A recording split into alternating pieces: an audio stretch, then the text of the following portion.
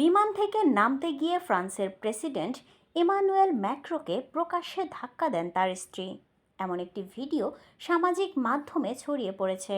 দক্ষিণ পূর্ব এশিয়া সফরের শুরুতে ভিয়েতনামে পৌঁছানোর সময় অদ্ভুত এই মুহূর্তটি ক্যামেরায় ধরা পড়ে। ভিডিওতে দেখা যায় প্রেসিডেন্টিয়াল বিমানের দরজা দিয়ে ম্যাক্রোকে দেখা যাচ্ছে।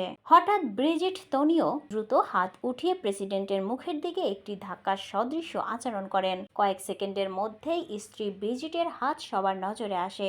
এরপর হাত দুটি ফ্রান্সের প্রেসিডেন্টের মুখের দিকে তুলে ধরেন। বউয়ের মার খেয়ে ম্যাক্রো বিস্মিত ভাব দেখান। পরে সে ক্যামেরার দিকে হাত নেড়ে স্বাভাবিক থাকার চেষ্টা করেন।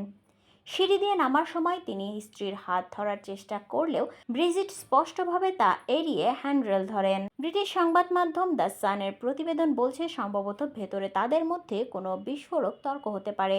লড়াইরত দম্পতির ভিডিও ক্লিপটি রাতারাতি ভাইরাল হয়ে যায়। প্রতিবেদন অনুসারে প্রথমে ফরাসি প্রেসিডেন্টের সরকারি বাসভবন এলইসি প্যালেস এটিকে ভুয়া বলে অস্বীকার করে, কিন্তু ফরাসি গণমাধ্যমের সূত্রগুলো পরে নিশ্চিত করেছে ক্লিপটি আসলেই সঠিক। এছাড়াও ম্যাক্রোর এক ঘনিষ্ঠ সহযোগী জানান, প্রেসিডেন্ট ও তার স্ত্রীর মধ্যে সামান্য ঝগড়া হয়েছিল, তবে এতে কেউ হতাহত হয়নি। ম্যাক্রোর বহরে থাকা এক কর্মকর্তা জানিয়েছে, প্রেসিডেন্ট ও তার স্ত্রী একে অপরের সঙ্গে মজা করছিলেন।